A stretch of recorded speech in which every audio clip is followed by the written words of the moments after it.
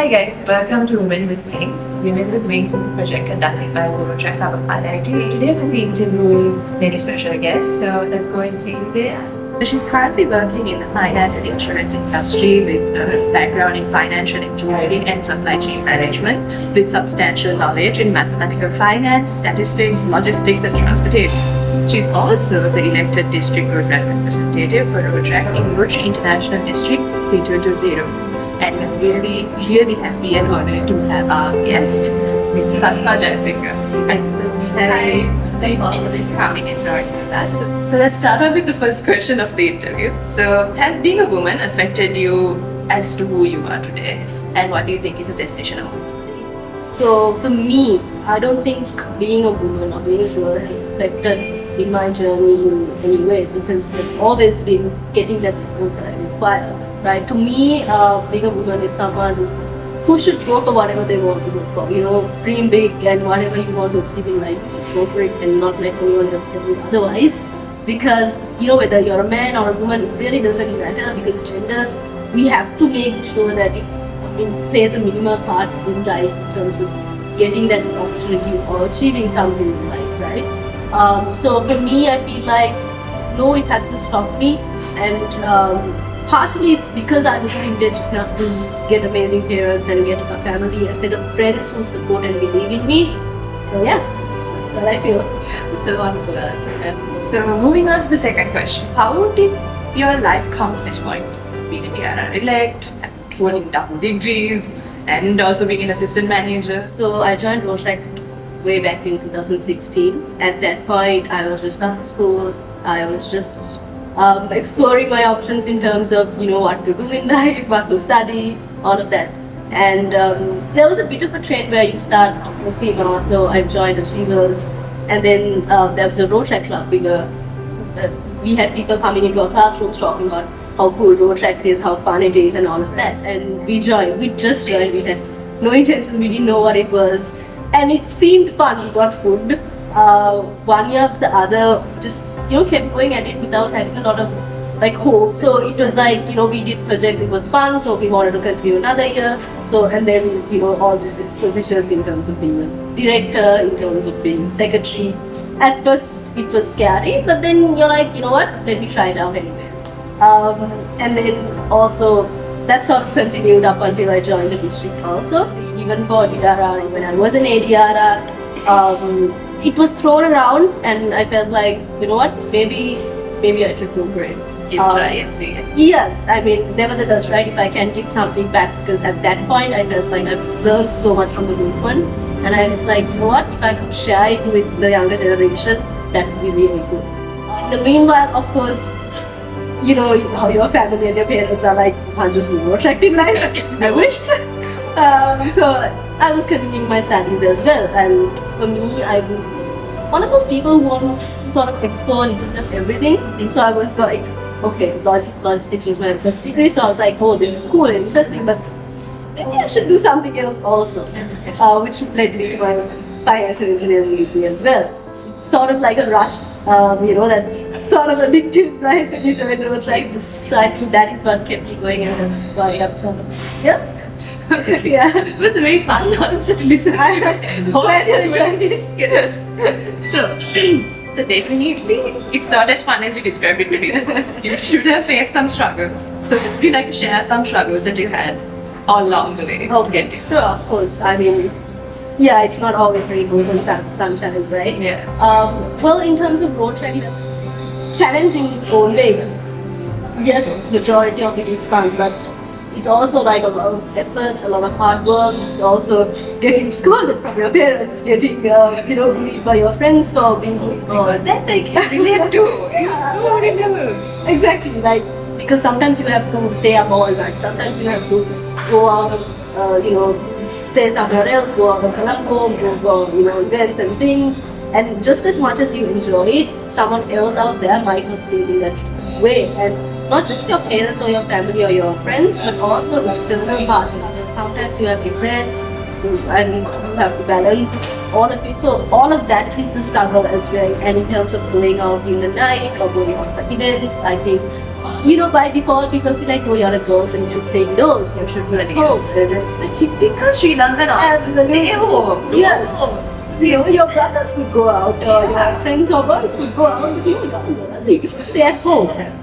All of that is there, but I think, and even when I just started with Rotaract, that was the case. I think my first ever overnight trip was the Rotaract President-elect and Secretary training seminar.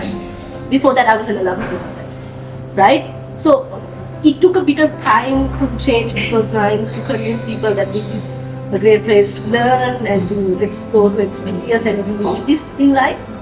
But it happened, it's not an overnight change. It's an ongoing struggle, right? So many times I've gotten scolded because I've been way too late out in the night. And we were doing very innocent things. We were organizing projects, we were doing brainstorming sessions, all of that. But I think now I'm at a point where I could go up to my parents and be like, look, I have an overnight thing for Rotaract. My parents would, let me go without a doubt. Of course, they would be supportive. But that road up until that point was years. It was on and off. So it takes a while, but I think perseverance definitely led you to this. Okay. So we did cover a little bit on if the situation was different if you were a guy. Is there any specific stories that you would like to say? If you were a guy, that situation is really different, and since you're a girl, basically. I think one of the most recent incidents would be, I didn't directly face any issues, but I felt like even when I was running for, I've heard bits and pieces about people talking, saying, but she's a girl, I don't know how she's gonna manage everything. You have to go all over the country, you have to go out of the country, you have all of these commitments, you have to drive there, you have to do all of that, right? A boy would be better fitting for the role. I heard that from, word of mouth, right? In terms of general things. From school, your teachers would be like, no, you can't do this and that, and you can't fight, and you can't stand up for your duty, you can't talk back to people, and you need to say yes to everything we say, all of that, right? And in boys' schools, I felt like, because I grew up with two brothers, so I felt like, oh no, they could voice their opinion, but whenever I say something, it's like, oh no, you're the young one, you're the young one, so you don't care about you. Exactly. Just out of the conversation. Exactly. Because when I was very, very young, my neighbors would not let me play with them solely because I was the girl, and I generally considered not good at sport because of it. Then they would be like, no, you stay out of it. And I genuinely have felt like, when I grow up, I'm going to be a boy. And I thought that to myself when I was very, very young. Because I felt like, if you were a boy, then you could have to play with the rest of the people, or I could have had more opportunities. I could have done more things. I would have had been given opportunities in school, after school, all of that. And I felt like even at jobs sometimes. I was in shipping, right? Earlier on, I was doing logistics and transportation. We had that. A bit of a male-dominated industry. Shipping is a male-dominated industry, so there were often times at interviews when people said you have to go out in the night, you have to go to the port or the harbor, whatever. You have to be active. And I'm like, I could do that. If you give me this opportunity, I could do that. But they were like, oh, we'd rather have a boy. When I was very down, I felt like I would have, done better as a boy. Right now, I feel like, I would take my life from any of it because I feel like I'm accomplished enough in terms of, being a woman. I feel like it didn't stop me from getting to where I am. So, that was an amazing answer. The struggles you go through, I can relate to it so much. So, okay. So we spoke about the struggles and everything. So what do you think we can do as a female community to make sure this does not carry on? What we can do for a future generation of women that they don't have to face situations like this? Empowerment, absolutely. Whenever I see someone saying, I don't know, I don't feel like I can do this. And I've heard that statement so many times. Something you can do is empowerment. You can, of course, be like, you should go for the entire house, you can woman or wherever you are. Should we stop you from getting to where you want to, right? even if you can go up to someone and be like, you've got this, you're gonna do great, I think that's also empowering. It comes in different forms. And that is truly like, believing someone else, believing they could do it, giving them that reassurance that they're gonna be okay. I think that's something we could do. Obviously, it's not an overnight change. Yes. But we've come a long way also. When I have a conversation with my parents, or specifically with my mother, I felt like we've come a long way since then. Things that she wasn't given the opportunity for, I am being given that opportunity. I mean, when she was my age, she was getting married, and she was asked to be married and all of that, and to, leave her job and all of that. And I felt like, for me, I don't have that. So we have way more to go. Definitely. Yes, so that empowerment, you find that equal opportunity for men, women, and everyone. Believing in that, saying that, making sure others also understand that concept is something we can do to, everyone around, whether it's young girls or young boys. Even saying, what, men and women are equal, they should both get equal opportunities. That's what we're striving for. I think those for everyone alike will take us along. So I think that's something we can do. That's an amazing answer. Excellent answer. So we have a final question. What is 3 advices you would give to any women out there? 3, okay. Just 3. Well, first of all, I think when you do something, like I said, don't let anyone tell you otherwise. When you do something or go somewhere in life, just go for it. Something else is to also support everyone in between. Everyone's going through their own journey.